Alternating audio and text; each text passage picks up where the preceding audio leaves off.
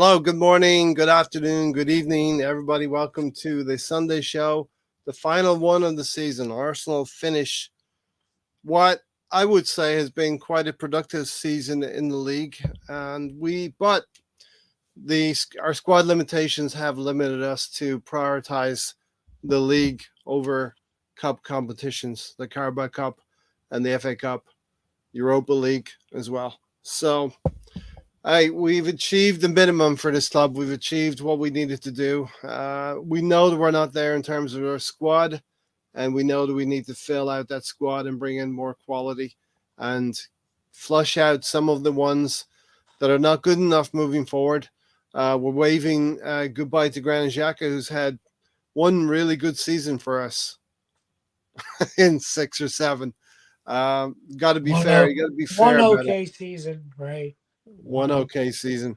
So listen, welcome to Arsenal Fan Circle. Pull up a chair. You're all welcome here. We all have different views and we like to air them. But we don't do it in a shouty, well, sometimes shouty, but we do it in a respectful, shouty way sometimes. Right, Stan? Yes. Depends if Gary shuts up or not. Yeah. Well, we have like opinions. that. We like to air them out. Right, Stan? Yes. Yes. Okay. Oh, Hope everybody's doing well. It's a Memorial Day weekend here. The end of the season, the 38th and final game of the season. We've overachieved in the league. I think what happened was we got into a position where we had to go for it from the lead. We took a lead over Man City. And I think there's a lot of learning to be done by the club, by the manager, and by the players in terms of pacing themselves and pacing our resources for the full season and having something left in the tank for April and May. Tony, how are you doing? Feeling a little bit better. All right. Greetings, everyone, from Canterbury Gooner here. And Craig has a stat here. You know, it's going to read something like we've been top for a lot. Here's a stat for you. Days at the top without winning the league title. Arsenal 2002, 2003, 189 days. 2007, 2008, 156 days. 2013, 2014, 128 days. And here we go, 2022, 2023, 248 days. We are breaking records out here. Stan, some of that was against Man United in the early days. Mm-hmm. And continuing probably against City in 2013-14, but then City this year as well. Yes, and that is improvement. So thank you to everyone that's tuning in. And that is the season that was for 2022-2023. Second place finish for Arsenal. For me as an Arsenal supporter, since the last time that we've won the league now, this is the second time that I've seen Arsenal finish in second place. And I'd have to say that since we've won the league, for me, this is probably the most entertaining season that I've had since that time. We shot ourselves in the foot a little bit and didn't manage to reach the end game. And yeah, a little bit of no pressure FC turned up today, but I would rather us finish on a high than finish on a low, because as I always say, you know, as they say in sales, you're only as good as your last sale. And our last sale was 5-0.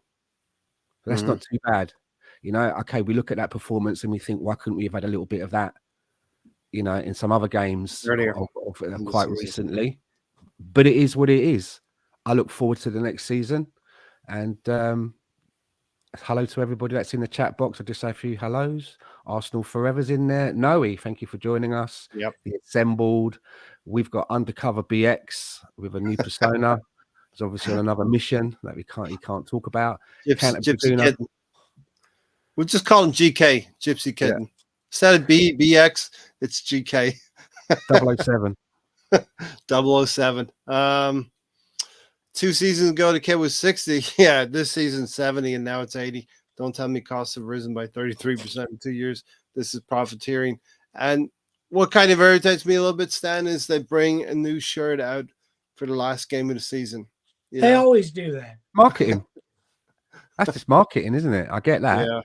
Yeah. You know, they want to show everybody what they can have. And I quite like the top. It's nice.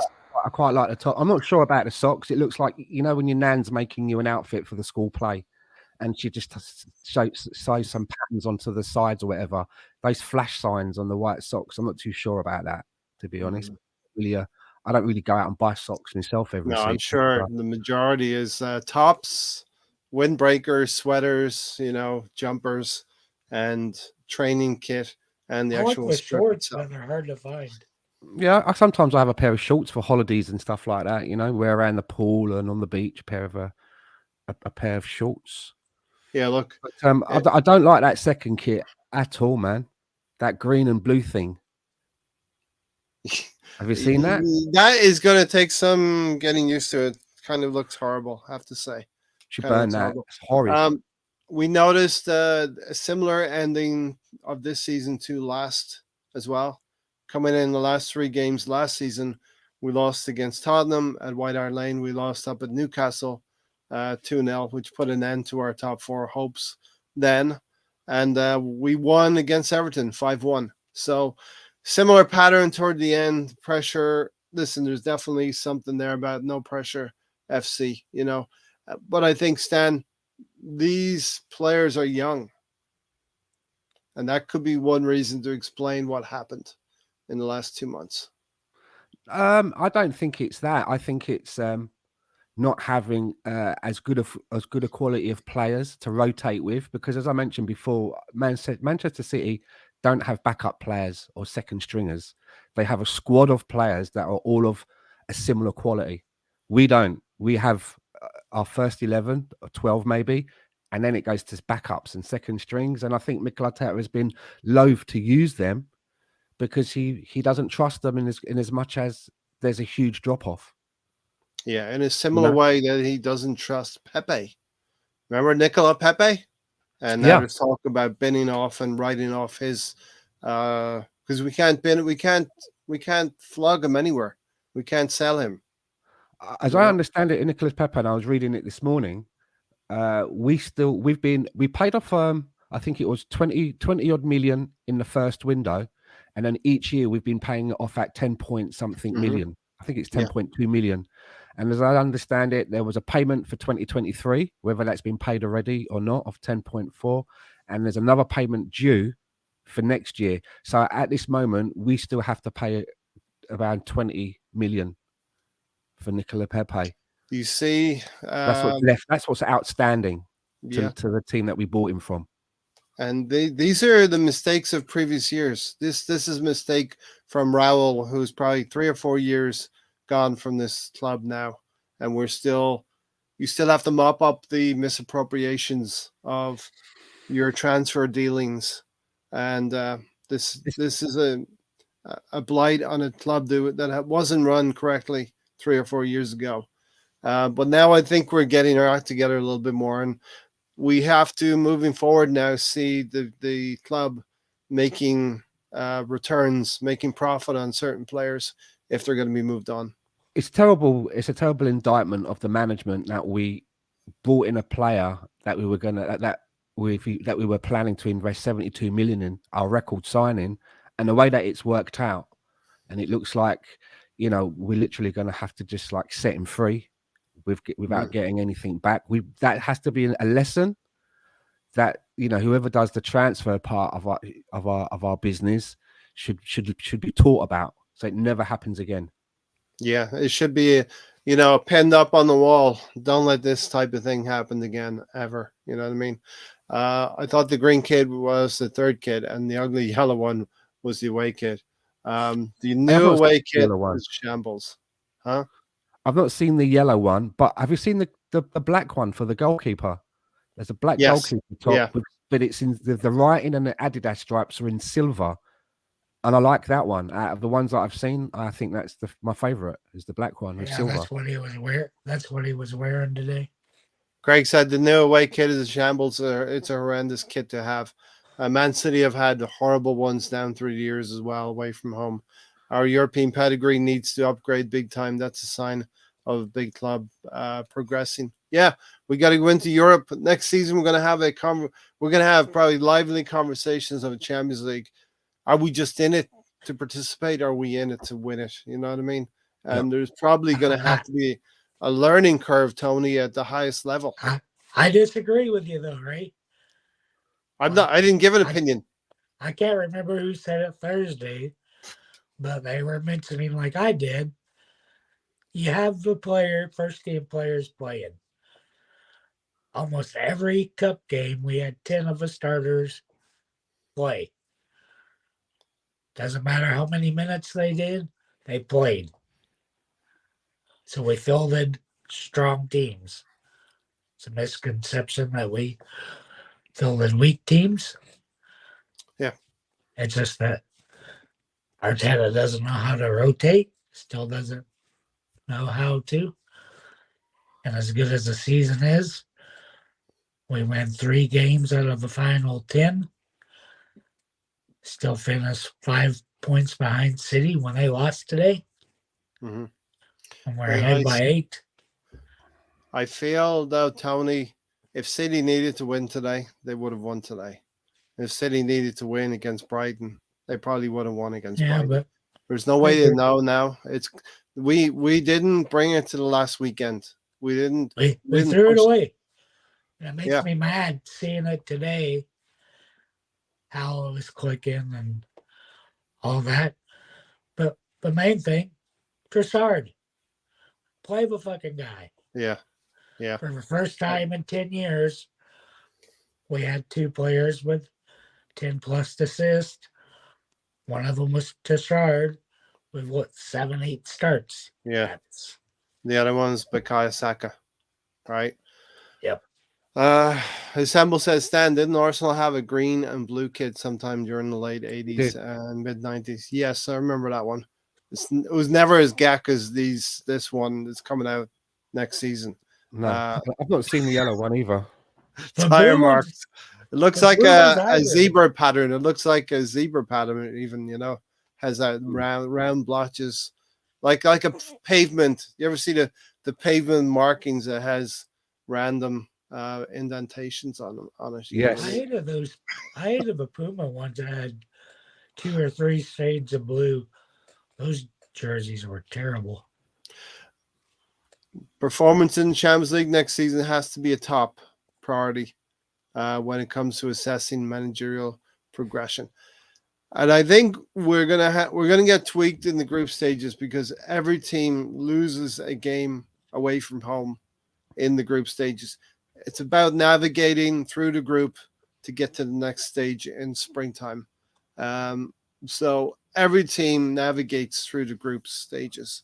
We're not going to win every game in our Champions League group, and we may even be in pot 2. That is yet to be decided. There's so many variables.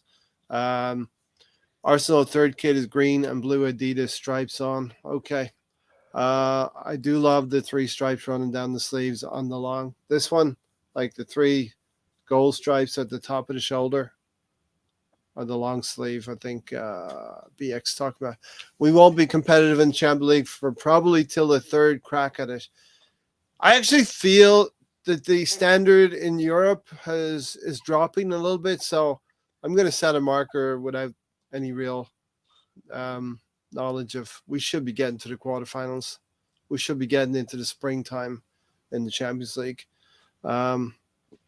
Because we're going to be better. Think of the players we're going to bring in. Hopefully a Declan Rice, a Caicedo, a striker of note, and a real good central defender that can back up Saliba. Can Edu do a Sonny Vaccaro to get Rice, Caicedo, and Laura Martinez in the summer? These are the big questions. Arsenal forever. You're so right about the tire marks. I prefer the Freddy Krueger kid over this yellow nightmare. Next season must be a trophy challenging for the title and to get to the knockout rounds in the Champions League. Yeah, listen, I think, Stan, it's about time we need to be picking up some silverware. Oh yeah, Mikel got one in his first season, but it's been a little bit quiet now. We can get into an FA Cup. I mean, Champions League for me, I think I agree with Arsenal Misfit that it might take a few goes before we can start progressing, because even though we'll be bringing in some quality players, hopefully this transfer window, and we should have a better core group of players, if we get rid of all of the ones that we need to get rid of, we may actually still have a small squad. Even though the squad will be of better quality, it's the numbers, right, going into all of these competitions, which I think will be the problem. Big key. It only takes a couple of injuries and suspensions, and then the squad looks a lot smaller. Yeah, and we have to guard against that. We saw this season 2 key injuries, Tony. Gabriel Jesus and Saliba. Yeah, but Gabriel Jesus was actually a good injury. Yeah, I know what you mean, because Trossard stepped into that central false 9 position, and we looked actually really good in that sequence of games in late February and into March. Look what we did today. Yep. 5+ goals again. We only did that with Trossard in there. Only time we got 4 or 5 goals. Beating the teams the way we should have early in the year. Because we weren't scoring enough. Weren't being clinical enough. Trossard's clinical. He knows where everybody is on the pitch like Odegaard does. Mm-hmm. And the thing is, where do you play him next year? Trossard. Yeah. I think one of his better positions is probably that false 9 for us this season. What do you think, Stan? Probably, Left I think his favoured position is behind a striker. Mm-hmm. Yeah. Yeah, I wouldn't be afraid to play him. Odegaard is a position that Odegaard seems to take up a lot of. I wouldn't be afraid to play him when Odegaard can't play. And, there's going to be situations next season where he cannot play every game. Saka cannot play every game. Martinelli cannot play every game. So Trossard needs to come in those situations behind Odegaard, because whatever you like to say about Fabio Vieira, or whatever you like to call him, he's not shown to be that player that we can rely on this season so far. Question here, Stan, from Stephen. Ray, we may have better players, but do we have the manager? Arteta showed very little improvement in the areas he needed to improve. He got managed way too often this season.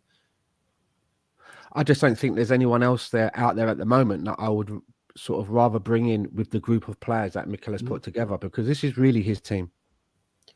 I think the question is, I really don't want to bring in another manager who then may say, well, I'm going to rebuild this team. I'm getting rid of you. I want to bring in this person. I get what Arsenal Misfit is saying, because he has made some mistakes. Yeah. I think next season's going to be a key season for him in regards of his improvement in management. Exactly. I think we're on the same page there. I think a lot of people want to see. I want Arteta to go through how many hours of tape, how many hours of videos of all of the games that we played, and have a haiku realization of where he went wrong. Maybe some loyalties to certain players, understanding the quality of other players may be better than what you feel already are invested in. Or if you feel like they have equal qualities, then don't make substitutions too late in games, and rotate more often, as Gary always says. And Gary, should we ever promoted him? Should we ever what? Promoted him. He's a good coach. He's not a good manager.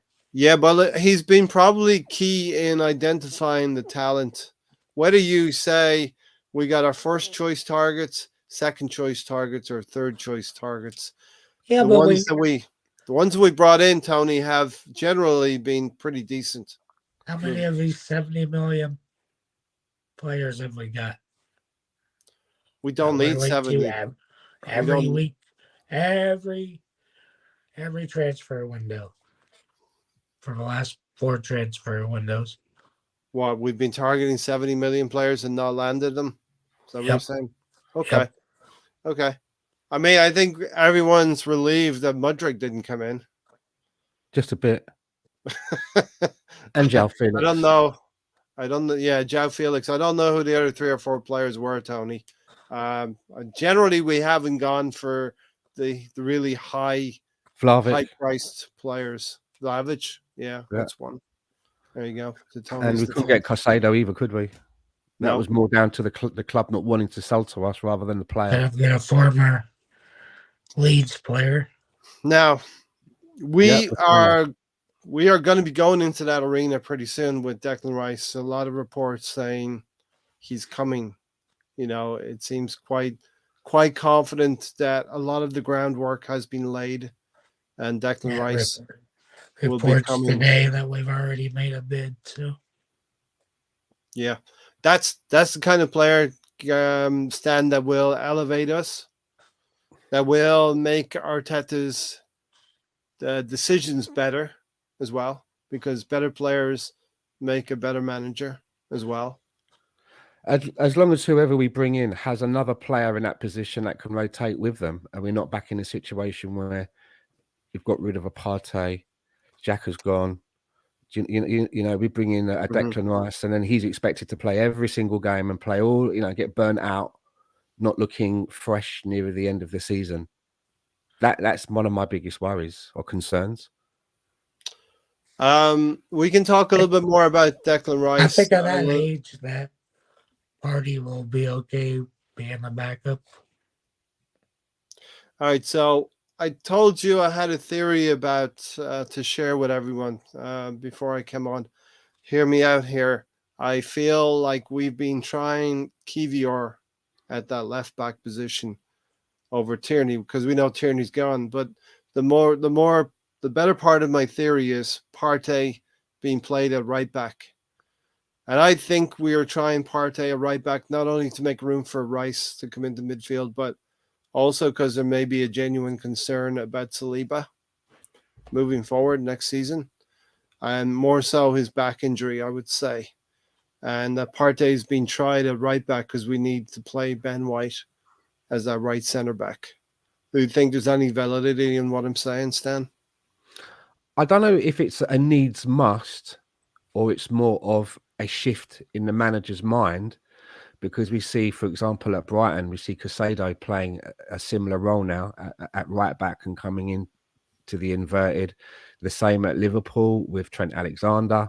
So, I mean, he didn't look too good in that role in the previous match. Nope. He looked much more comfortable today in that role. So I think that's maybe what the manager is the manager's mind is thinking about, having still the inverted fullback, but maybe just Zinchenko's not available, so he's using someone else in that role. Yeah, and as Reddy said, sorry Ray, but Partey's not allowing, a midfielder who can be converted to a right back. The eye test looks really bad, Reddy. But my feeling is that Saliba's back injury could continue into this coming next season, and we need to have some solutions, some options ready and available for when that happens. And he still has to put pen to paper. So that's the what? Put pen to paper. His contract expires. I'll put pen to paper. Saliba. So it could be twofold. Could it be Arsenal saying we're moving on in plans without you, as the negotiations will become tougher to negotiate with Saliba? Or are we saying to ourselves, there could be a possibility of a back injury going into next season, and we need to have some options to look at? And we tried this with Kivior on the left and Partey on the right. It worked today, and we got away with it today, and everybody's happy. But I mean, going forward, is that going to be, are those players in those roles going to be able to do it, as the main core of the team? I'm not so sure. Yeah, I agree with you, Stan, because in my notes, Partey pulled Hwang back early in the first half. Should have really maybe gotten the yellow card for it. And on the other side, Kivior pulled back Semedo in a similar situation. So these players playing in the fullback positions were being exposed by wingers. And it's going to take some getting used to for their respective positions. We could just play fullbacks in those positions. Yeah, exactly. It's just a thought. I would be gutted if Emil Smith Rowe is sold this summer, especially after signing that contract 2 years ago and getting the number 10 shirt. I I think we have to be in a position where we can't attach ourselves too much to players emotionally. I saw a picture this morning of, I think, the shop, I think it's the Armory, where they sell all the kits and everything. Mhm. And the photograph, it was all of the new kits on the hangers or whatever in the shop in numerical order with the names on the back, and number 10 wasn't there. Oh shit! That was the one that was missing. There was no number 10 shirt or ESR Wow. shirt. Yeah. So we know Granit Xhaka's moving on. We're getting about 15 million for him. This felt like Granit Xhaka's testimonial in many ways. Popped up with 2 goals in the first 15 minutes of the game. But we also know maybe Kieran Tierney's going to be moving on. Who else are we talking about here? Going to be moving. Maybe Emil Smith Rowe, Rob Holding, Emil Smith Rowe. These are players who could be moving forward from Arsenal. Because we have to raise the level again. We have to strive to be perfect next season. And you can't forget the perpetually loaned out players that we still have on the books. Tavares, Lokonga. Tavares and Lokonga. These are players that could go for some coin as well. And that's going to help. And Cedric the Entertainer. I keep hearing that they still want to continue a little bit, maybe with Lokonga. I've heard stories about that they're not totally, giving up on him. So maybe another loan stand. Will he be fine in group stages of a Champions League? Yeah, maybe it depends. We will be in pot 2, hopefully, and there will be weaker teams in pot 3 and 4. So we'll see what happens. The Champions League is going to be exciting to move into, first time for 7 years. Steven says he puts Trossard as a left 8 next to Ødegaard in his right 8. I'm not saying get rid of Arteta today, but he has to improve a lot to be on par with what he's going to face in the Champions League. Even in the Premier League, the Zerbi had his number a little bit in that Emirates game a couple of weeks ago. Of course, Man City with Pep. But he's got really good players at his disposal. And, we're Jurgen Klopp maybe at times as well, although we did take 4 points from Liverpool. Steven says, too early to change the manager, review the season and move to build stronger defense in midfield back through the back 4.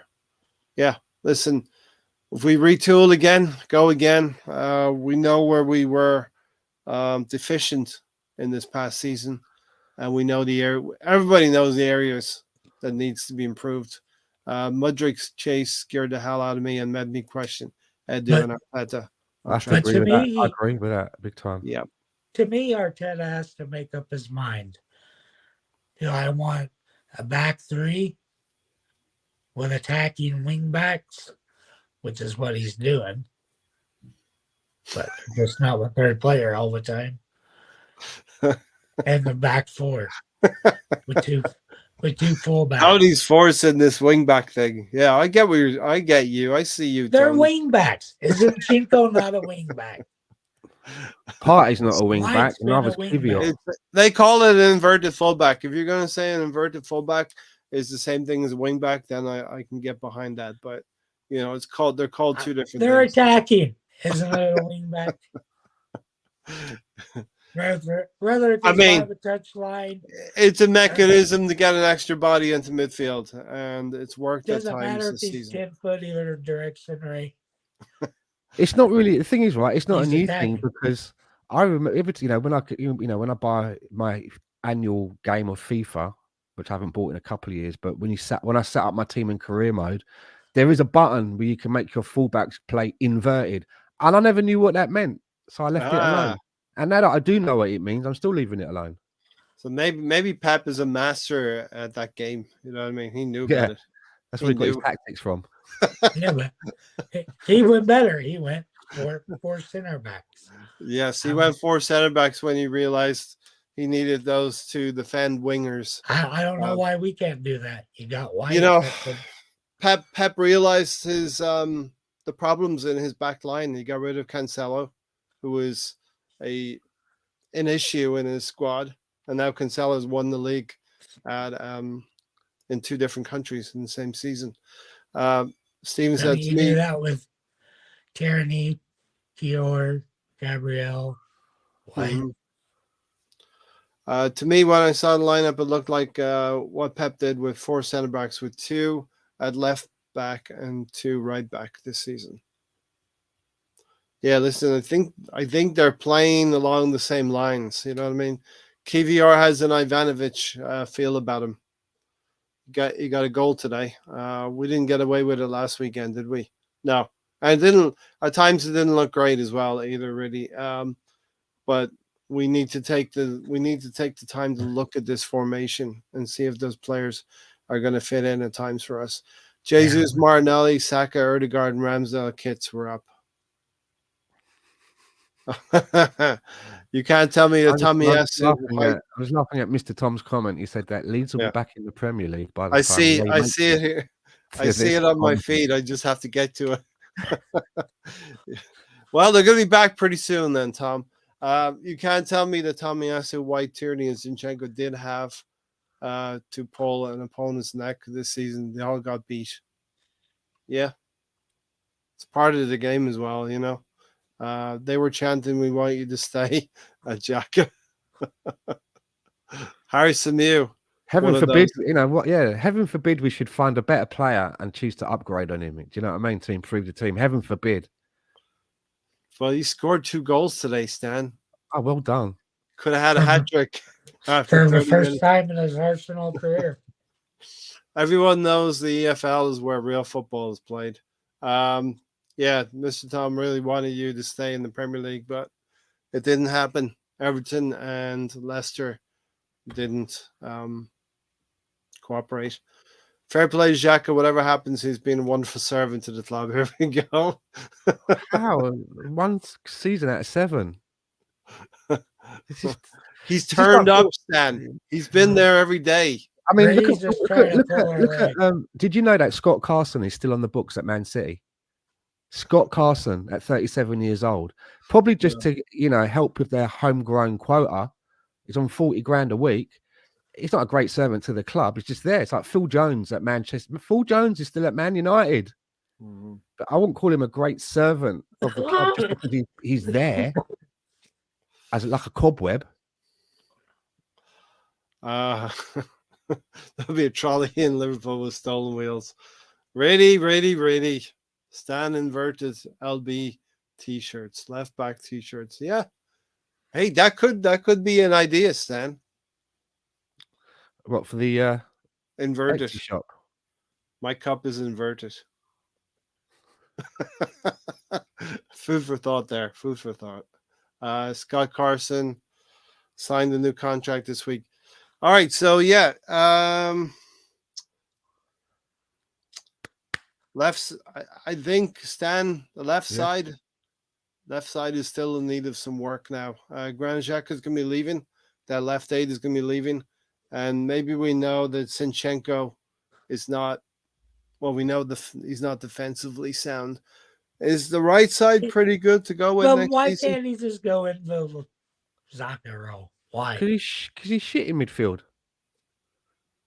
Zinchenko has basically been playing in midfield for Arsenal most of this season, and he's got 1 goal and 2 assists. That's the first goal he's ever scored in the Premier League. So if he's playing in a left 8 position and he can't assist or score, what's he there for? Yeah, but he's getting. I don't see it, Tony, and that's why He's getting the hockey assist. If you push Zinchenko further forward, you know, he'll be more involved. I don't rate Zinchenko at all, to be honest with you. I just don't. I don't see how he's managed to just swat into the team and get ahead of Kieran Tierney, and he's got so much, money in the bank with the manager. Why? I honestly don't get it. Do you know what I mean? And I see him there, like fucking screaming and pulling all these faces like he's gurning at a rave back in the 90s, and he gets everybody into a huddle and tells them what they should be doing and how we're going to move forward. And then they break from the huddle, and the first person to give the ball away, Zinchenko. It's just, I'm like, mate, Lead from the front. Lead what you're doing on the pitch. You know what I mean? All that other stuff, it's just waste of time. Steven said, I for one will never chant we want you to stay, Xhaka. There are so many better players out there. He scored 5 goals but cost us at least 3 with his poor play. Carson, as you're talking about Xhaka now, it's probably, and hopefully it'll be the last time that we ever have to speak about him. I'd just like to get this off of my chest. I'm so glad that this is his last game in an Arsenal shirt for me. I've always, do you know, I don't say this to many people and that, but when I'm not, you know, when I'm on my own and that, I just refer to him as a weasel. He reminds me of a weasel. His face to me looks like a weasel. I'm glad he's going. I think he's overstayed his welcome. We should have taken the money from Roma and then before that, Hertha Berlin ages ago.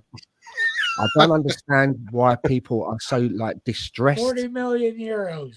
I don't understand why people are so distressed that he's leaving, because if we can bring in a better player, then that's good for good for everyone. Yeah, you know. Yeah, that, you know, I don't forget all of the times that he's messed us up. I haven't forgotten them. They're still there. Yes, he had a good season this season. His best season in an Arsenal shirt, but I'm glad that he's not carrying it through to next season, because as you say, I don't think he is a Champions League player. I think he's maybe a Europa level. And if we've outgrown players like Emil Smith-Rowe and Kieran Tierney, then I would have to say then surely we've outgrown a Granit Xhaka. Yeah. Do you think there's enough players at the club to play in that position now?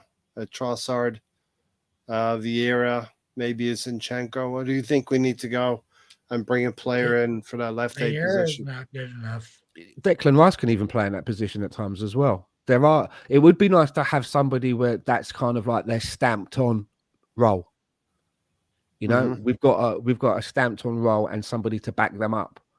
Yeah, you know, because it's not going to be, it's not going to be Teabag. We're not going to be starting him there next season unless he has a miracle in the preseason.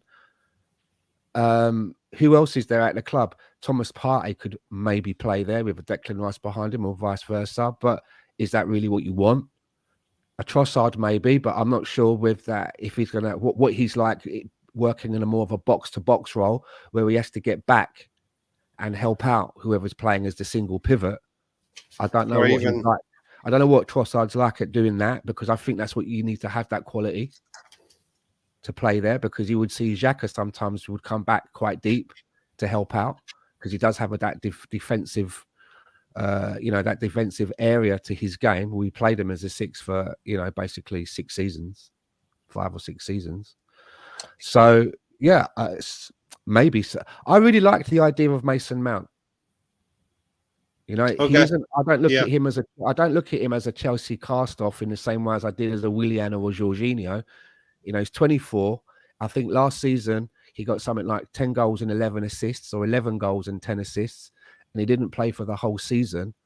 And I think that under the tutelage of somebody like Mikel Arteta, and in the team that we have with the players around him, I just think that he would be a player that when he finds himself getting into the penalty area and he's got a decision to make, or whether he's going to pass the ball to someone or take the shot, he will make that decision far more quickly than Granit Xhaka will, rather than taking too long to make the decision. And then before you know where you are, the ball's been nicked off your feet by somebody, by a member of the opposition, and they're going back the other way. I think a Mason Mount is more decisive, and I think that's what we need to play in that position. Let's have it right as well. I think we have another choice too. What's that? Emil Smith-Rowe, right? Nope. Who? Ainsley Maitland-Niles. Jesus. Your left eight is... No, I don't see it. No, I don't either. If you'd have said Emil Smith-Rowe, I would have gone along with that. Plenty. If you'd have said Emil Smith-Rowe, I would have gone along with that. Really said, just a reminder that we finished 24 points ahead of the Spuds. Privately, we celebrated St. Tottenham's Day. Privately, we celebrated getting top 4 long ago. And it's just unfortunate we weren't able to take this league challenge right to this last weekend as well. You told me, Ray, it was to go to the final weekend. That's what I wanted. I was quite confident that we would take it right to the last weekend. And what happened?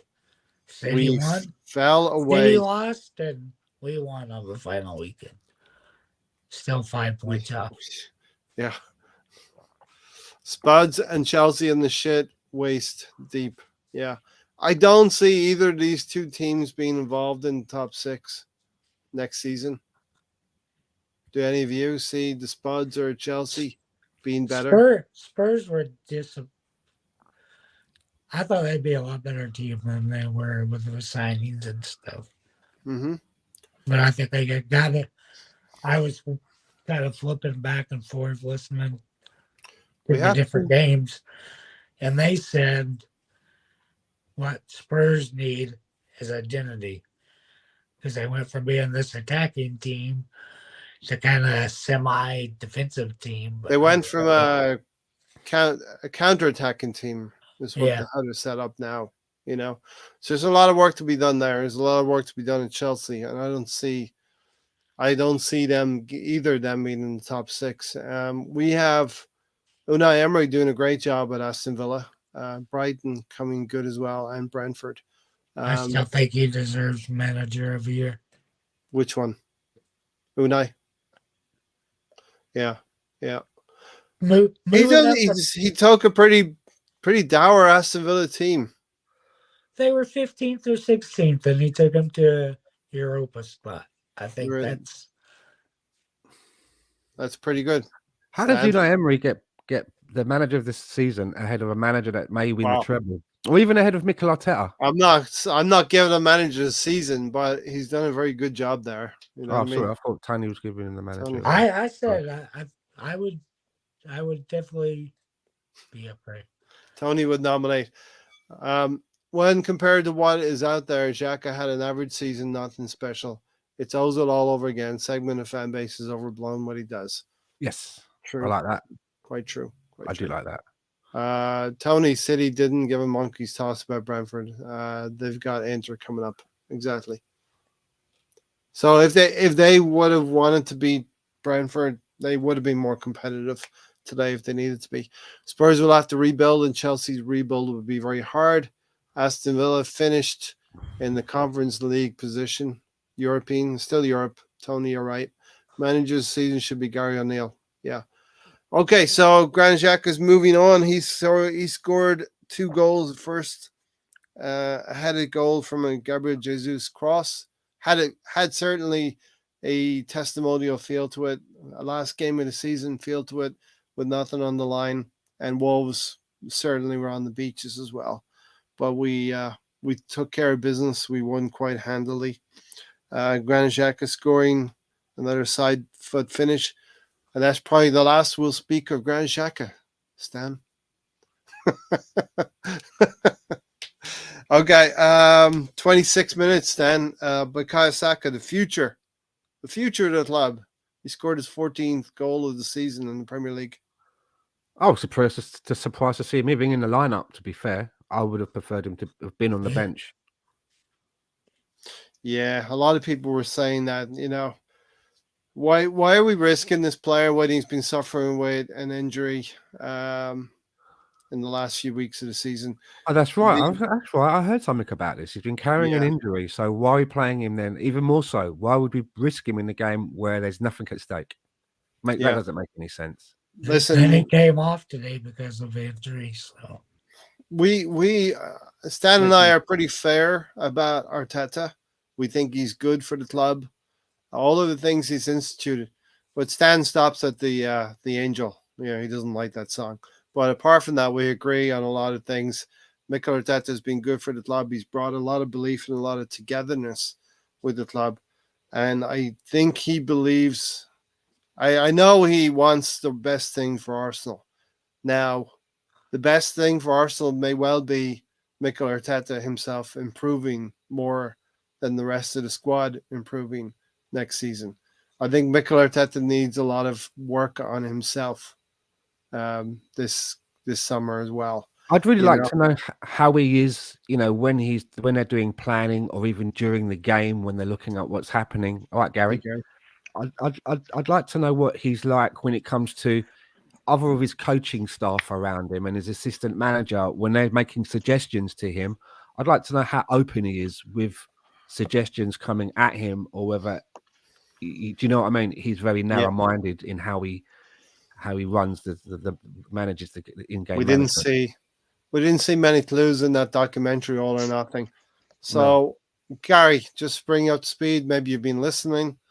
I certainly feel that Mikel Arteta needs some work. Hang on a minute. I know why Gary's late joining us late. He's been busy wiping the tears away because Granite will no longer be here. Who? I think, I don't even know who you're Granit talking Xhaka. about. I don't know. Who? or I've maybe never he heard- was, or maybe never he heard was of him. driving and actually picked him up Stan, and drove him to the You're airport. breaking your own rules, Stan. Is that? Yeah, I dropped. Gaffer? I dropped him Oh, off. yeah. He's done. He's at the airport, never to be heard again. Man, Mahir was living for this day. Yeah. I think Mahir was living for this day. No. So basically, I was saying, I think Arteta, the best thing this summer is that Arteta can work on himself. Gary. Yeah, I mean, as we talked about it, there are lots of different areas where we need to work. Arsenal needs to work on things. Arteta needs to work on things. Players that are going to be coming back need to work on some things. Still a young team. Arteta, 4 years into his career, there's got to be something said about that. Won a trophy in his first year. 4 years of a rebuild under a novice, a inexperienced manager. Where we are today, that's got to be a plus. Will he continue to learn? Hopefully, I like him to learn a little bit faster because I think he does the same things over and over again, and I don't understand why. Like, he doesn't even try. Like, he's taking risks. Today, I look at the lineup. I'm like, it didn't work last week. I know it might look better today, but today's not a good barometer. Today's a day to see out the season and let everybody Did let he some of learn the anything maybe from let some of the let some of the youngsters play. Saka should not have been on the pitch. Jesus should not have been on the pitch. I mean, they both went down early in the game. Once we're up 3-0 after 30 minutes, they should have been gone. There's no reason to They keep should them have on. never I been in mean, the lineup. so but like, they shouldn't have even made it out of halftime. I mean, I think he takes risks when they don't need to be taken. Like Saka goes down with a big injury. He's out for this summer trying to recover, as opposed to going on vacation and enjoying his vacation with his big bank account. You know what I mean? That's why are you taking that risk? It makes no sense. So I say Arteta does some good things, but when it comes to managing the players' health, he doesn't do a good job at all. Not at all. I will give him credit for all the things that he's done with the club. He has turned the club around to. We didn't have a whole. That's not what this is about. I mean, today. Hear me out, though. Yeah, but you're talking about a season's worth of work, and we're talking about you were talking about 4 years. What he just did less than an hour ago. Well, you were talking about 4 years, so let me reply to your 4 years. Don't bring up the 4 years. Sorry if I brought up the 4 years. You brought it up. You started this. It wasn't meant for your ears, I guess. But the problem is that we shouldn't have started Saka. We shouldn't have played Jesus. They should have come out early, and that's kind of we're going to talk about the game. Listen, I freely admit Arteta needs to learn and grow, but you have to look at the 4 years and think how bad we were 4 years ago. We lost the European Cup final under Unai Emery, and we had a bunch of mercenaries in our team. We did not have mercenaries. Mercenaries usually get paid for doing a good job. Mercenaries get paid for doing a job. No. For a good job. You don't become a mercenary if you go out there and you don't do anything. That's not a good. No. Okay. You actually become the target if you're a mercenary and you go out there and you don't do your job. They go in and they take you out. What's the term for people who get paid very well for doing a very bad Wasters. job? Okay, we had a bunch of wasters at our club. It was a social club, and it took 4 years to do it. It's gonna take 4 years. But right? the other part of that as well, what, Tony, is I'm going to respond to that. Yes, it's going to take 4 years when it's a player, when it's a manager doing it for the first time. Yes. Everybody's looking at this as if we have a seasoned manager doing all of this. We don't. We have somebody doing it for the first time. We have Edu doing this for the first time. None of this is an experienced team. It doesn't take 4 years. It doesn't if you get certain players in, certain managers in, but if you don't and you decide to go with somebody doing it for the first time, it takes longer.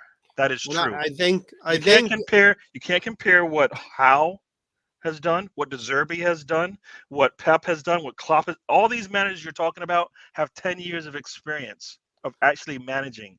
It's not an apples to apple comparison. So we got to stop trying to act never like is. Arteta is anywhere near What any of what these about managers we're talking about. What manager in his first 4 years takes on a team with the history, with the number of trophies in their cabinet, and the and it gets it done at a top team. We are a big team, right?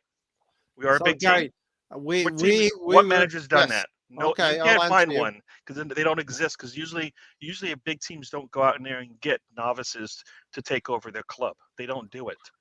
All But right. can I add to that and say that from the club side, the owner's side, they're probably really happy because we had a plan and apparently we're ahead of that plan.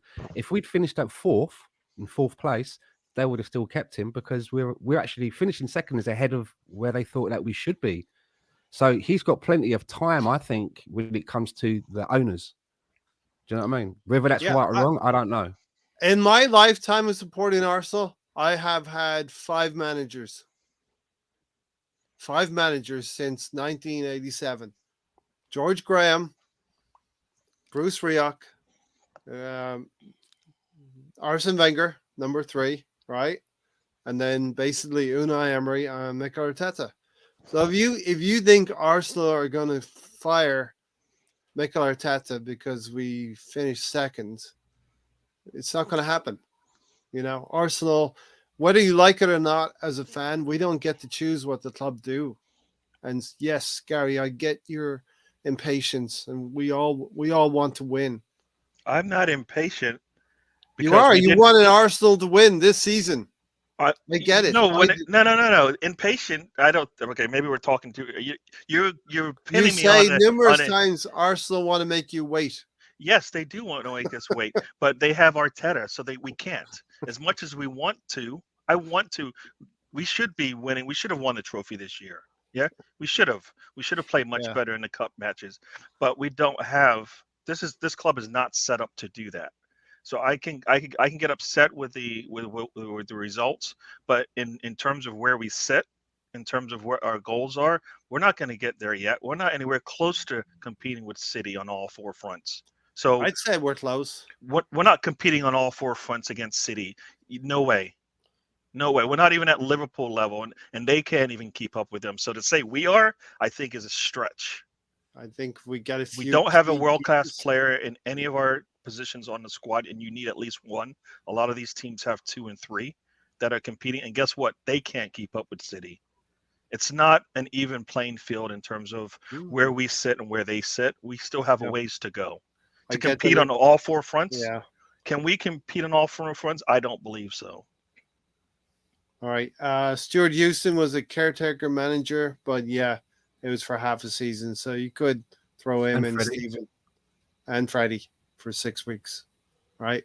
But it doesn't go beyond 2 hands over 37 years or whatever it is. You know what I mean? Freddie was never a manager that ever gave him assistance. So Fred. he was never a manager.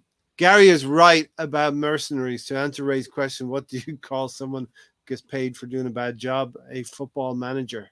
There you go. Yeah, listen, he is a novice.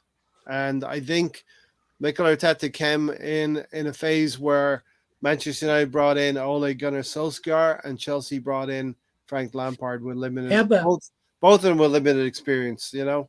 And Ole was good. He got him to second and third. Okay. Then the team went to shit. Then they get Ten Hag, which you could kind of say is a novice. Dutch league, not a very big place. Ten Hag is Totally experienced. changes with team's atmosphere in one season. Yeah. You can do it. It can be done. Takes the right person. Yeah. Okay. Did you have something else, Tony? Nope. In my lifetime of sporting leads, I've had more managers than hot meals. Yeah, look, we all want Arsenal to start winning things, and the reason for this season, we hate to say it, is we got into a position where we needed to prioritize the league. and we didn't have a strong enough squad to sustain it. That's basically my way. We did. We just didn't use the players. We didn't rotate. I will agree with that as well. And that's all of these things. Mikel Arteta needs to run the tape of all of the games, as I said, and Right. understand his inadequacies. Yep, Tony. What You did start- Tony want to say? If you start Trossard every game that he was here, I would have when we started won the Trossard. championship, Yes, I would have we won the persevered title. with Trossard. Yes, you know, Jesus was fit again, and he came back in, and he did score goals. So he actually scored in this game as well. So 11 goals for Gabriel Jesus this season. You know,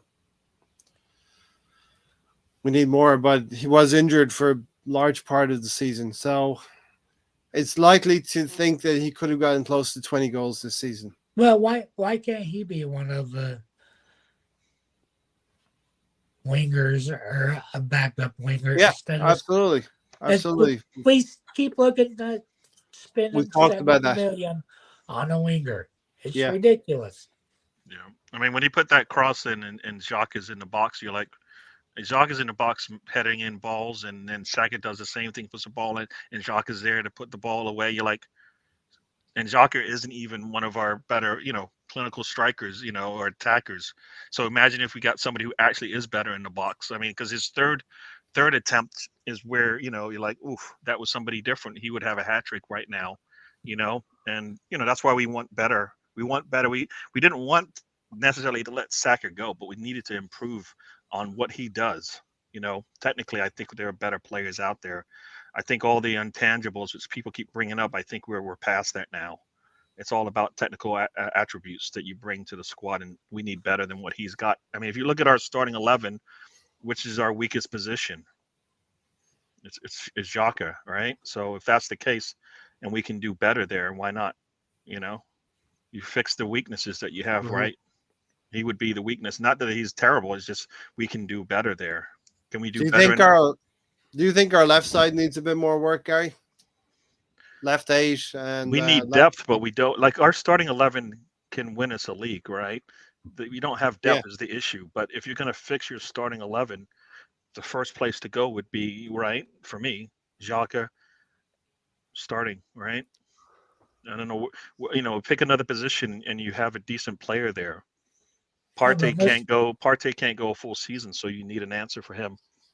What side were we going down most of the year, right? Right. Left. Well, yeah, probably you're right. You are correct in saying left. Yeah. I do Why think was Martinelli scoring well? Because he had Zinchenko right behind him. Yeah.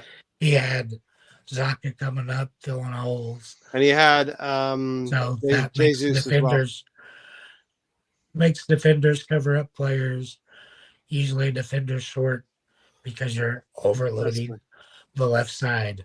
Our left side was our strong side. Yeah. So Bukayo Saka scoring his 14th goal of the season. Did he underperform? 16th goal at least. He came in with 15. Well, the commentator said he had one outside of the Premier League, so this is 15th. He had 14 in the league now. Did he underperform this season, Bukayo Saka? The start of the season he did, but I don't know how much of that was him being tired from Euros and all that stuff. Mm-hmm. Then he was having to play. He was at the first of the year, he was dropping back there at right back when White was too forward. He would drop back. That changed about a third of the way into the season. Mm-hmm. But I think he started off kind of poor, but the rest of it was what you expect from him. Tom wants to know what minute of the match we're on. About 30 minutes of the match right now, Mr. Tom. So, but we'll speed it up just for you. Stan. Hello. We're about 6 points off of where we need to be next season? Can we get all of those points next season and go a little bit better? Well, it really does depend on the Hit 90 incomings points. and the incomes and the outgoings. But just going back to Gabriel Jesus, I'm just looking at his stats for the time that he was at Man City. He's never scored more than 14 goals in a season. And the 2 seasons where he was playing out wide, the 2020 to 21, had 29 appearances, 9 goals and 4 assists. And I think he was playing mostly from the right in that season.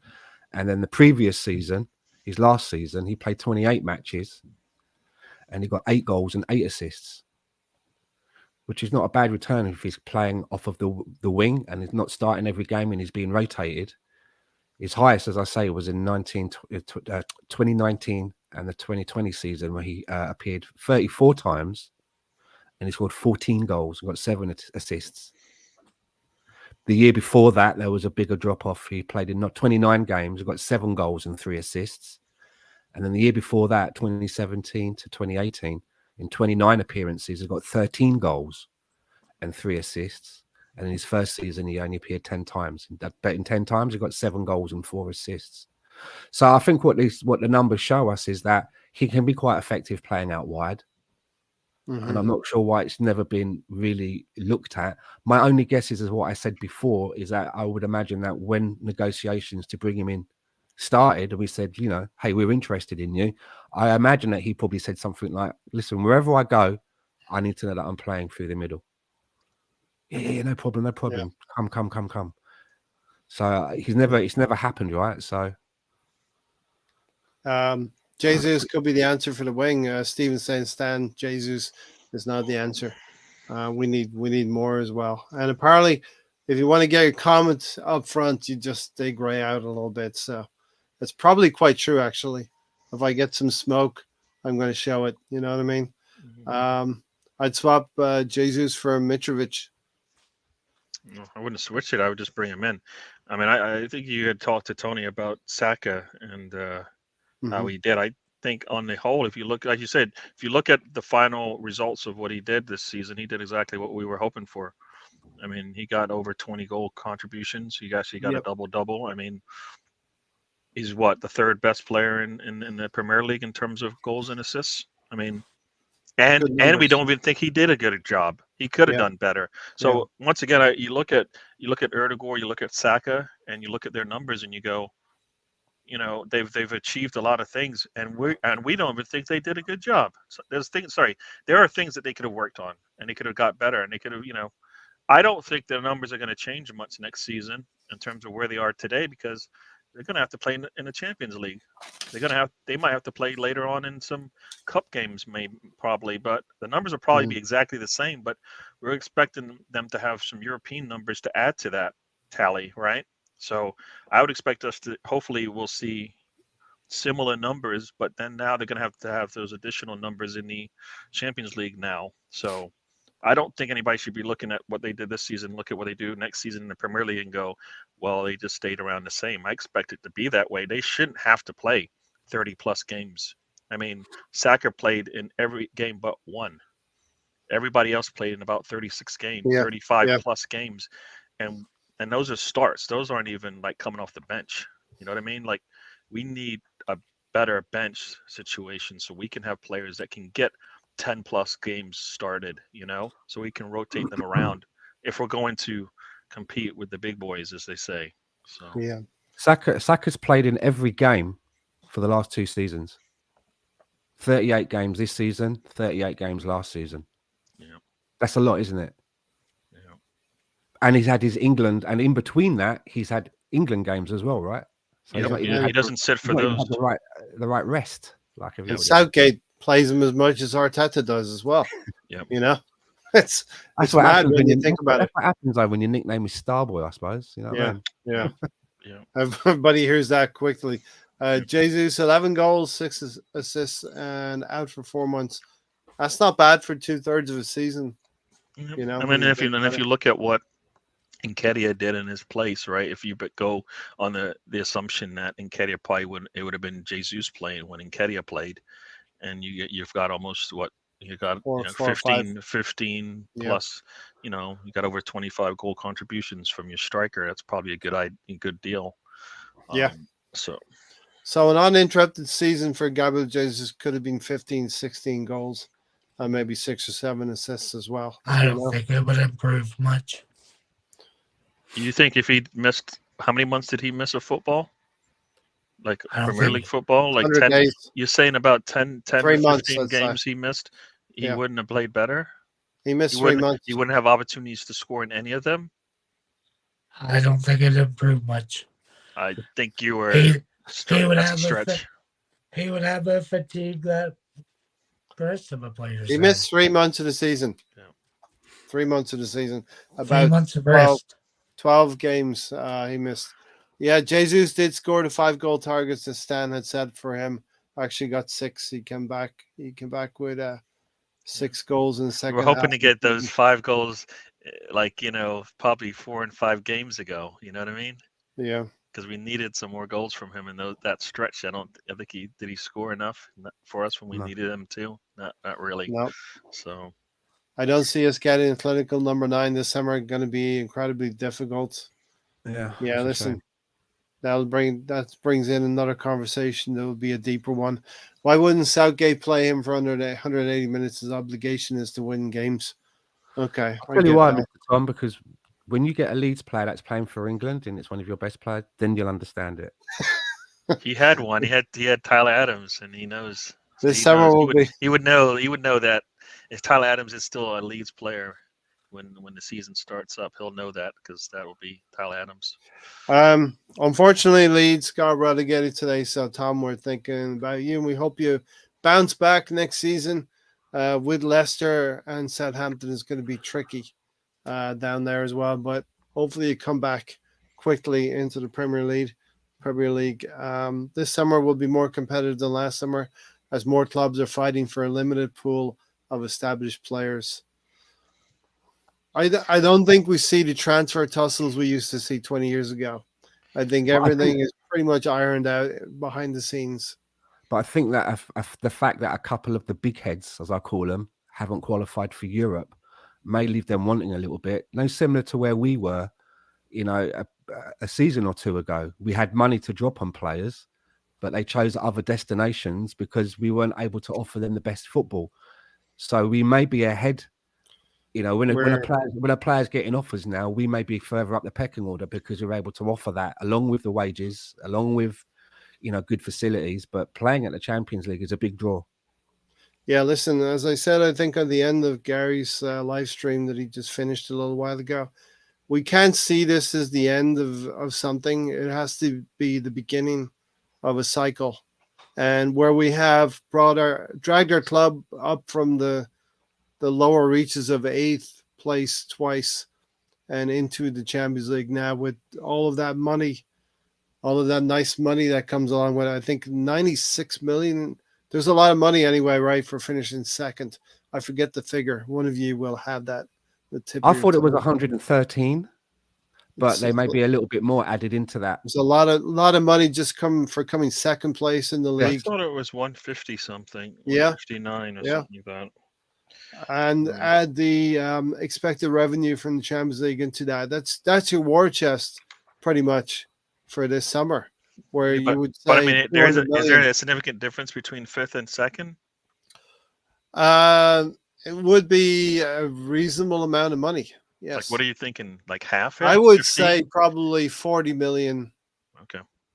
Maybe even more. And that's a player right there. That's a starter for us. Yeah. An extra player than what we've done in the past. So last year, I think based on the way the summer went, we got 2 starters in, and then we got 3 players that for me projects. Now we should be able to get at least 3, but I've been saying all along, we need 5 to 10 players from what we have, like the way we've been playing this season, to make a contribution next season for us to get back to where we need to be. 76 Premier League games for Saka in 2 seasons explains mentally exhausted and physically starting to break down. Wenger's war chest is finally being utilized. Yeah, we went down deep into the coffers of London Colony and pulled out some money. Your guys' numbers are way off.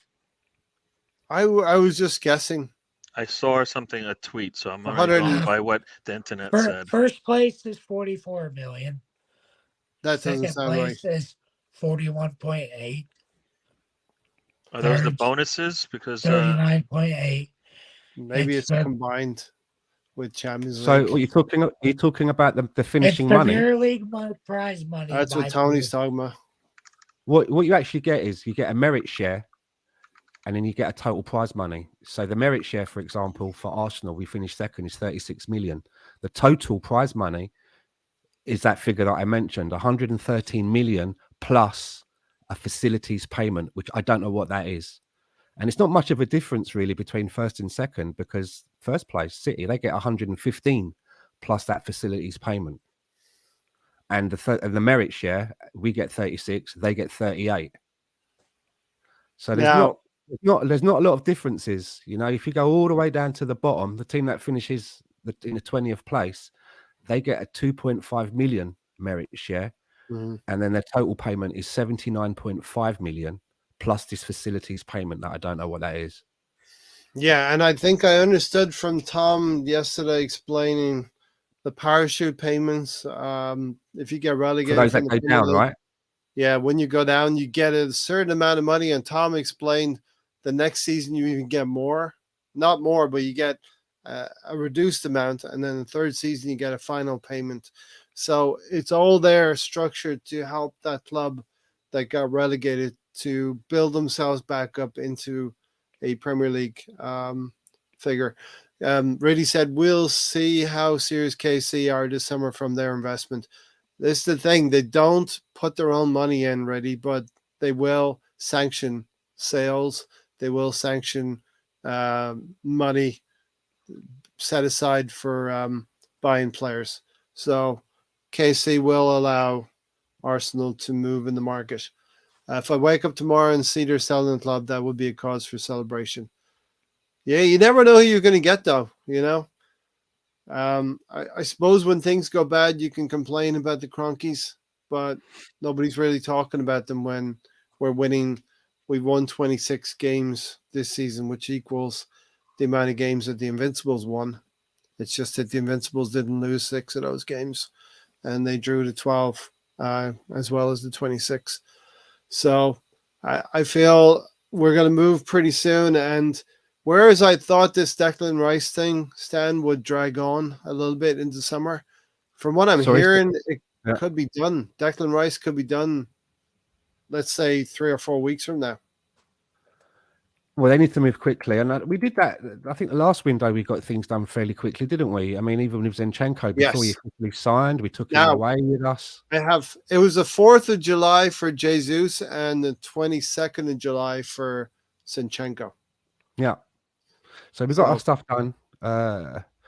We've done our stuff done pretty quickly. KSE stands for Cronky Sports Entertainment, for whoever was asking. Yeah. So yeah, I mean, I think with West Ham and the Declan Rice thing, I think it's quite public to everybody that we are in the front runners for that. And from what I keep hearing, that I understand there's already been a gentleman's agreement between the player and the club. You know, he's going to get the money that he wants. He's not going to have to move home. Apparently, he feels that the Emirates is his favourite stadium anyway, so he's going to be playing in his favourite stadium. That looks like that's going to get done. And then we'll see where we go from there, right? How this money is going to be spread around, because we're not short of a few bob, and everybody knows that we're not short of a few bob. No. There's a Sasha Bowie as well, a right back. We're being linked to a Galatasaray. Sasha Bowie. Sasha Bowie, yeah. Okay, never heard of that person. A right back from Galatasaray. But going back to Declan Rice, Bowie. I think Declan Rice may have talked to West Ham and said, listen, I really, really want you to sort out my move to Arsenal. And I don't want to mess around too much. And maybe the Arsenal not mess around with the price too much. And I suppose we just have to wait for them to get their cup final out of the way. You know, let them actually finish their season, and then hopefully get it going straight away. Hawkwind is wondering who got relegated. It was unfortunately it was Leeds, Leicester, and Southampton who went down. Everton got a 1-0 win. That's all that they needed. Leicester won on the day, but didn't have enough in the end to get over Everton, and Leeds were beaten 4-1 by Tottenham. So they've been out most of the day. So yeah, listen, Leicester was definitely the most surprising team of the year. yeah, I mean, Leicester won the league 7 years ago, and here they are. Again, another thing that points, if you don't run your business correctly, you can go downhill in this league very quickly. They're only the second club that won the title and got relegated within 10 years. Yes. How do we feel? How do you think Todd Bowley feels right now when he's probably realized very very quickly this season that just throwing money at it doesn't really work? You know what I mean? Well, isn't he I don't stepping think he's away? learned that though. He's already looking for Vlahovic. I understood I it think that he made an keep throwing money at it. announcement that he was sort of kind of stepping away from being the front person. Todd He was Bowley. going more into, he was going more into the background, apparently. Okay, well, maybe he's realized that he's throwing good money after bad. I thought it was Enterprise. Thanks, Stan, for confirming it's entertainment and the Cronkies. Getting into the second half now, we had goal chalked off from Thomas Partey. Ben White likes a little bit of antics in these corners, Stan, and he likes to mess with the goalkeepers. He did this at Leicester with a goal chalked off, and he bumped into Sa, and Partey's goal was chalked off on 52 minutes. I didn't really notice it that much on the replay when I was watching it earlier. I thought he looked a bit soft. Maybe you saw something that I didn't, but I was. Yeah, I thought it was we were all surprised when it was chalked off. he sort of bumps into the goalkeeper coming back while he was behind the goal line, coming back into play. Because I kept whistling that before corner kicks for both sides doing stuff, and to me that was one of the lesser ones. But yeah, the referees are going to notice that though. The goalkeepers seem to be protected a lot. 57 minutes. Gabriel Jesus gets his first goal. 4-0. It's an Erdegaard assist. Actually, I thought it was Trossard. Was a Trossard cross. And a header from Jesus. 4-0. So that's Gabriel Jesus' 11th. And then we get some substitutions. Saka comes off. Trossard's 10th assist. 10th assist for the season for Arsenal. Not bad. Nelson comes on. Xhaka comes off. Vieira comes on. Erdegaard comes off, and Emil Smith-Rowe comes on. And then right at the end, we get that Kivior goal. 5-0. Wolves a little bit on the beach. And that's it. 5-0 end of season, Stan. Yeah, that's it for another year. It was a good way to finish. I'm surprised that none of the academy kids got a run out. Mm-hmm. There's been, Walters who's been sat on the bench most of a lot of the season. Yes. And I thought, last game, there's nothing to play for. There's nothing to lose. That you'd let someone and maybe have an appearance. Eddie came on, didn't really show me anything at all. I mean, a couple of times, the second time when he got that breakaway and was running, his first touch was really good. And then he had a second touch which just took the ball to the left. Which took him out of a striking position and put him into a position where then he had to become the assister to try and get a pass in. I mean, I'm not confident with Eddie Nketiah being the backup striker.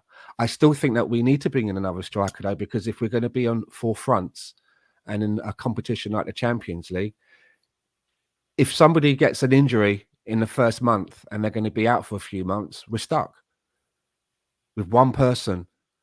One person that's got to play all of the minutes. There's no one to come on off the bench to give them a breather. There's no one to rotate with them. If they get an injury themselves or a suspension, it's going to put us in an awkward situation. So I do think that we are lacking something else up front. Don't we really need to? That plan B, we talk about this plan B, another way of playing, an option off the bench. These are the kind of things that are needed going forward. I don't think we're going to see it. I don't think we're Yeah. going to see it. And I think if we do bring in a striker, it's not going to be someone that's going to be of a level that will give competition to Jesus. I've got a feeling next season they're going to go with Jesus again as the main man and probably say, well, he got injured last season, so we didn't get to see the best of him. And then we have to have, we cross our fingers that injuries like that in the middle of a season isn't a regular occurrence for that player, because we don't know too much about this player yet. If he gets another injury and puts us in a similar situation, we've only got to draw Eddie from the well. Would it be enough in Champions League games, Carabao Cup, FA Cup, the league? Yeah, I really hope we do get in another option, another look, a different kind of player. Which then doesn't that beg the question that we do have another striker on our books? Yep. That we are in command of. Why are we looking at selling Balogun without giving him a chance? I just think that we should give this kid. He's come all the way through our ranks. Now that he's had a loan spell and he's having a good season and putting the ball away, can we not try him out in an Arsenal shirt before making a rash decision? The window opens again in January. I will be. I'll be right back, but you guys just continue with that Balogun conversation. Sure. At least see what he does in preseason. We don't have to make a rash decision, and the money that we would get for him, we would only have to spend that on an unknown quantity who's not in-house, that we don't know who's what they're like up close and personal, and we'd probably have to add more to whatever we got from Balogun to more financially to bring someone in. So why not try him? What happens? What happens if he comes in pre-season and the beginning of the season, and when we see him, he takes when he gets his chances, he's better with finishing and converting than what we see with Eddie and Nketiah. Surely then that would then be like, okay, maybe this guy should be the backup and be the one coming off the bench and rotating with Jesus. Why can't we have that healthy competition? I just think that we've spent so much time with this guy. We need to have a look at him in an Arsenal shirt before we make a rash decision. We don't have to sell. We're not in a situation where we're knee-jerking our sales, right? We've got money. I'm not sure what he's got left on his contract, but I think that we still have time before we have to make a decision. I think he's got more than a year left, right? Definitely, Stan. I think we signed him for 5 years. I think we should definitely, and it's probably going to be the plan, right? Take him on tour with us for the preseason and have a really, really good look at him. Give him some games. We know what Gabriel Jesus can do for us. We know what Saka can do for us. We know what Martinelli can do for us. So cheers, Stephen, for being here. There is talk about him of West Ham also being very interested in Balogun. I've seen that story going around a few times. So there's obviously he could maybe be used as a make weight. But could you imagine it if he goes to West Ham and he's scoring every week? Yeah, I mean, I feel like what we've seen from Balogun, that we should keep him on our books. A lot of people talk about selling him, take that money and put it into a ready-made striker that's going to score goals for you. They get that for 40 million, right? Tony has been talking about Lautaro Martinez from Inter Milan for a couple of seasons now. So you believe he probably would score more than Gabriel Jesus. It's just that we're going to Lautaro Martinez from Inter Milan. Yeah, good striker, would cost a lot of money. Got to be at least, I would say, Vlahovic money, right? Around 70 million euros, maybe 80 million euros, around there. But again, I don't see them bringing in someone of that quality who could be a danger to Jesus. If we bought a striker in it, I reckon there'd be a younger striker. You know what I mean? Maybe a little less for him, Stan, because they need the money pretty bad. Yeah, and BX Gunner, GK, BX Gunner says Balogun mentally and physically looks like he's done with England right now altogether. You know, who knows? I don't know where his head's at. He's declared for the US, so he's putting himself in prime position to be part of a World Cup and to be able to qualify for the US as well. Every 4 years in the World Cup. Well, I don't know what his next step's going to be, and if it will be with Arsenal. Like I said, Gary, let's take Balogun on preseason with us and see what he's all about. Yeah, this is when they planned out once again, like they did for Saliba, when they plan out a loan spell, and they expect certain things to come back. What did Balogun do that would lead you to believe that it probably won't work for us? Nothing. You know what I mean? Like he played in the same league as where Saliba played, right? So it can't be, well, the competition is tougher, because Saliba was doing it in that league. He was leading the league at one point in goals. I mean, once again, what do you want? What you send a player out on loan who you don't have a place, you don't have time, you don't have the minutes to give him, and he goes out there and he does what he did. What more do you want out of a loan? If this is not it, then what are we doing here? We're not playing this. We're not playing this football thing. You know what I mean? So he did exactly what he was supposed to do. Go out there. He got the minutes. He demanded the minutes from the team, because every time he got out there, they knew that goals were coming, and he had a lot of nice-looking goals that I don't think we see that much from any of our players right now. Those kind of goals he was scoring, volleys from just outside, just inside the box and stuff like that I saw. He will be in a box. He will not come out of the box like Jesus. So you don't have to worry about him not being present. When the ball comes in, he'll be there. It seems, at least, as you say, at least let him prove you correct or wrong, depending on what you're looking for. And it's even sillier, because we're looking at Wall, which is 20 years old, scored 17 goals in the French league. So why would you look at him? Yeah, exactly. Exactly. And we know this player. We know this other guy could come over, and it might not work out, like a Tavares. It just makes no sense to sell him and then bring in someone from that league of a similar age. That to me probably for more money. Yeah, I mean this for more money. I mean this. Yeah, it makes no sense. Let him. I always say let things make sense and make it easy for yourself, right? The easy choice is you see him play and you go, it's not the guy. He's not ready. He needs to go. Right now, we don't have that answer. Could he get the goals that Jesus got this season? Could he get more goals than Nketiah? Is the first question I would ask. Well, that's a low bar, right? Well, can he do better than Nketiah? If he can, then he's a step up, and I think he can. Yes, so I feel confident in saying he would do better than Eddie Nketiah. You gave him 20 minutes, he could probably get a goal for you after 20 minutes. I think we're looking at Asensio as well from Real Madrid. That could be a player to come in. Is he old, right? Is he old as well? He's older, but he's been getting on the score sheet with Real Madrid with limited time as well. Steven said Balogun, no-brainer to keep, but must be put to use. So bring him in. Let's see what he's about. That's the question there. If Arteta won't play them, then they got to go, even if it makes absolutely no sense. He cannot have a bench of players where like 5 of them he's not going to use. He needs to be able to use all of them. It doesn't matter the situation. It doesn't matter who we're playing. Doesn't matter. That's where Mikel Arteta needs to work on himself this summer. Needs to work on himself. I have a Kahoot, but I don't think we'll play today. Really, we're it's a lot of football talk. What about the Canadian, right? Different type of striker. Canadian. Yep. Jonathan David, is that who you're talking about? Yep.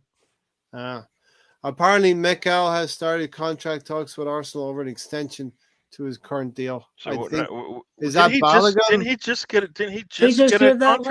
Didn't he just get an extension? No, who's Craig talking about? He's talking about Arteta. He's not talking about player. I don't think so. I don't think so. He says his current deal, which but it could have been because we were talking about Balogun. No, but his current deal. That's Arteta. Can you clarify that for us, Craig? Why would Arteta be having contract talks about his current deal? Okay. Like Apparently, Mika. why Yeah, wouldn't you just okay. name the player, Yeah. right? It would be a player, I think, not Yeah. I I think. don't listen. There's a lot of It's just stories going to be swirling obscenity. around this summer, and we need to be able to discern what's fact and what's not, because journalists have to fill pages and pages of copy. PSG will potentially lose their front three. Balogun will get options. Listen, I don't think there are options unless we want to sell him. I believe he's under contract for. like Balogun will have options. Yeah, unless we're willing. He won't have options if we're not selling him. Like options usually means your last year or you're Yeah. free. You're on a free, right? Yeah, You're a free exactly. agent. I don't believe he's under. I think he's got at least 2 years, if not 3 years No, he left. does not. He has what? He's like on his last year. Yep. He's on his last year. Like I thought we just signed him up, and he's only been on loan for 2 years. Do we not sign a 5-year contract? It's up. Craig said, "Why were the Arsenal fans begging Xhaka to stay? One good season out of 7, not good enough. We all should have told him to f off like he told us." He was persuaded to stay by Mikel Arteta. You know, I wouldn't believe everything the media posts or prints. Yeah, here we go. We're going to be entering into silly season as well. So I want to ask, finally, we're going to get out here in about 15 minutes, maybe 10 minutes. Stan, how does Arsenal rebound? I mean, in a lot of sports, there are teams that lose and have to rebound. And I think sometimes you have to go through the experience of losing before you come back. I'm thinking about Borussia Dortmund yesterday. I've been watching basketball recently. I'm thinking about what happened to the Heat and the Celtics.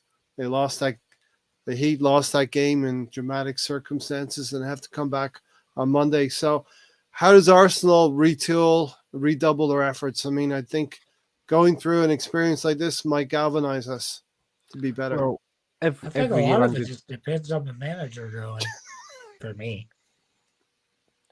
A lot of it depends on the manager, yeah, and the tone that he sets, right?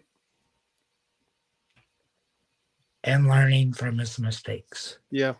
Yeah. which we said last year. Exact same comments. Maybe I'll just bet it. No, you're Yeah. definitely right, Tony. Every player needs to look at themselves and redouble their efforts. Dan, what do you think? Well, I think under this manager, he's improved the league position. There's only one way to go from second place, so it really is going to be down to Mikel Arteta and Edu and what they do this transfer window. We know the money's there. We can offer great facilities. All of our best players have re-signed. We've got Champions League football. It's up to them two now to get what we need to make us more competitive for the next season, and that's it. Yeah. Gary, this thing goes slowly. These seasons go slow and go quick at the same time. Feels like yesterday we were talking about Crystal Palace away from home.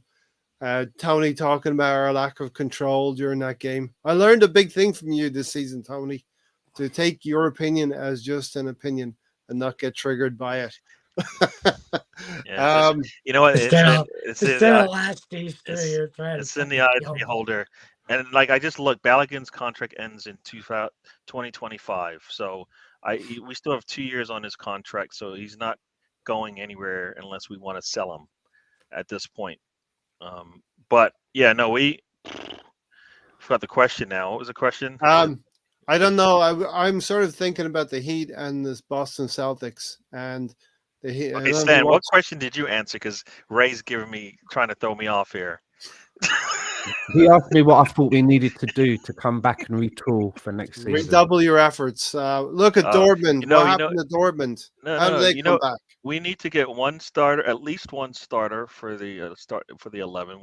Even if Xhaka stays, I think we still need a better starter for him for that position, for that role, and we need some solid depth. If we're going to bring in players that can deceit some of our starters, so be it. That means our bench is stronger, right? Because that's what a Rice will do for you. Casado might do that for you, but then we need to have a stronger starting squad in terms of who can start for us. We need to have that number be closer to 15 based on right now. I think we have maybe Trossard right now is the one player off the bench that can start for us, and everybody else is still a question mark whether they can start for us because Wouldn't have we don't confidence. we don't see them play. Yeah. So Jorginho can start for us, but I think with the age, he's not somebody that if we lost Partey for 3 months, we would be okay with that. It's a there's a shelf life on Jorginho playing, I believe, for us. That's not what we got him for. So we need somebody either ahead of Partey or right behind him, pushing him along, and that we can switch in and out, right? As far as like going with, if you think of the older players we have on the squad, it's Partey and it's Xhaka, and those are positions we need to fix. But also we need somebody behind Saliba, right? So we need the depth in certain areas, but it'd be nice to get some starters to push the current starters on the squad. Gary, how do you think it feels, mentally speaking, for us as fans to think we were close this season, and there's numerous points in the season where we say to ourselves, we could have got better than 9 points from 27 or whatever it was, 12 points from 27 in these final 9 games. I think it's better to think that there's a lot of meat on the bone rather than take this to the last weekend and lose. How would you want to have lost this season to I'd City? rather lose in the last day. I don't know. You know what? They all hurt. I don't care. They all hurt. Like it doesn't matter when you lose it. Like you could win your last 20 matches because those first 18 were terrible. Does that mean like does that feel any better? It doesn't. There are lost opportunities throughout the season, so you should look at those. We lost it late because we were playing so well, and going into the 30th game of the season, right? So I think these are learning. Hopefully, the team has learned from this. Just like we have each season in the last 3 seasons, we've learned from the prior season, right? So we always talked about, will the team be resilient in certain situations, and we actually showed that this season. Like just because a team goes up on you, just because a team we finished comes worse back, this comes season than we ended last season. Yeah, but we are improving as a squad. Yes, the results aren't. You're asking for perfection, and we're not there yet. So is the squad improving? Yes, it is. Because look at what we did. Like we didn't get 84 points by luck. None of that's luck. No. You can't just roll a dice and you get the 3 points. That's not how this thing works, right? We went out there. We won those games, regardless of what you want to say about who was on the pitch. Because we went into Liverpool, and as bad as a season as we had, we still thought we were going to be a challenge to get a draw, much less a win out of that thing. Why is that? It's because of it's football. It's played on the pitch, not on a piece of paper. We were probably 2 or 3 wins away from winning this thing. You know what I mean? Well, it's probably more than that with the draws that we had at the end. Yeah. You know what I mean? Yeah. So, and I always go. You can go back to either those 4 games where City destroyed us, or you can go to the 4 games where we lost to Everton and Brentford, right? Because that's 5 points right there. That could be a difference as to where we, like if we, for example, were to win those 5, we had those 5 points, and even with the struggles, we would still be right there, right? We have 89 points, and that's what City has right now, I think, right? 89 points. So 89 points. So those 5 points would have been that whole stretch where we would have won. Instead of having to go 15 wins, 13 wins in a row, or 10 wins in a row leading up to the City match, we would have already been on it. We would have been on a 9-game winning streak, I think, at that point, trying to win 3 of the next games. 9 games. So we would have, there's different parts of the season where you have challenges, and we fell a couple of times, and that hurt us. Yeah, that hurt us. Surprised to see, but Stephen, good that you checked in and didn't know you were still watching us, or great that you check in. Great show, lads. Got to go. Exist. Oh, before I go, you still my hero, Tony, says Stephen. Yeah, listen, Yes, Tony's Tony. hands up. That's you, Tony. That's you. Let Tony go ahead and You're talk. up, Tony. Last year, we lose 6 of the final 11. This year, we only win 3 of the final 10. We didn't learn how to close the season. That actually is an improvement based on what you just said. How's that an improvement? You just said we lost 6 out of the last 10, and then this time we lost 3 out of the last 10. Yeah. That's not There's improvement. there's lots Isn't of 3 draws better there. than 3 better than 6? Let's say last 9, I Gary. said we only won 3. Three, Only three, won three, three, Gary. Last 9. Okay. So Okay. Last let's 10. take the last Sorry, I 3. listened. I was And listening wrong. here's the season before. You're taking Yes. 12. Yeah, I'm listening wrong. Yep. Yeah. Yeah. No, Tony. you know what but you have to you look at it in context. We ran out of gas. Yeah. Mentally, we were drained. Very That- similar. That City match basically was like you stick a fork in it kind of thing. Is it done? Yep, it's done. Because you look at how we responded to that. Right, we got 2 wins, one against City, one against Chelsea, which they looked like they could have scored on us, and then this one, right? Otherwise, we did not look good, and that's 2 out of the last 4 games we played. But When we we, could have did simple things though. Jesus definitely wasn't wore out. You could have put him over there on the right, played Trossard through the middle. That's what got you those 7 wins. That's what got him the player of the month. It was him playing up top and being inverted a little bit, right? So Yep. But why can't you continue to do that? That just makes me mad. yeah, he definitely needed to start one of the matches in his preferred position when we went on that 3-game draw. Not dropping points in 3 straight games. Hey, He needed to played like we needed to change something significantly, not pull players out because of injuries and whatnot, but just like, all right, Jesus doesn't seem to be working.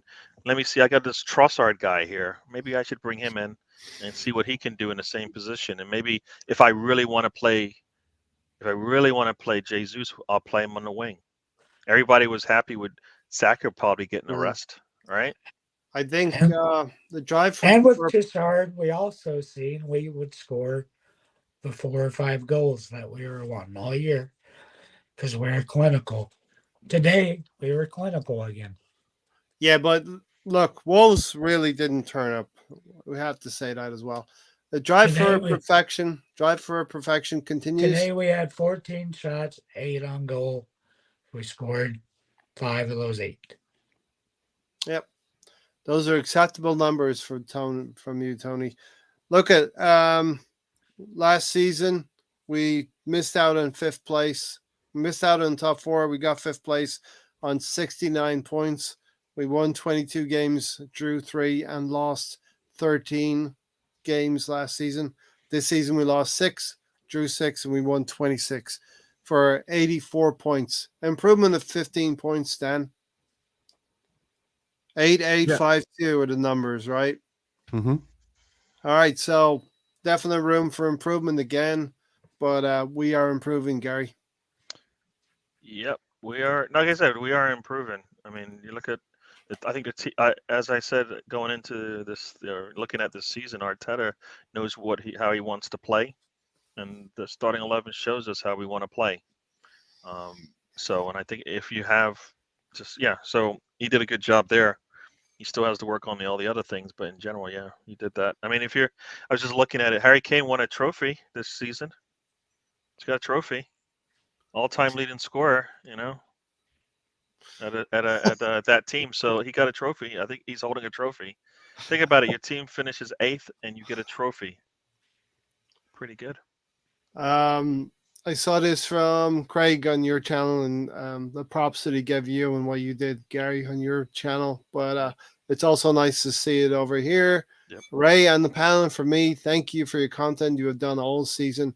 At the end of the day, we all want our Arsenal back to being successful and win league titles, domestic cups, etc. That's the thing, and we have podcasts so we can discuss what's going on, and it's like going down the pub, and we have a lively discussion. At the end of the day, we say goodbye, Usually, sometimes it's a long goodbye, but I'm getting better with the quick goodbyes. And I'm trying, but it's good to get good feedback from. We do this because we love it. It's our hobby.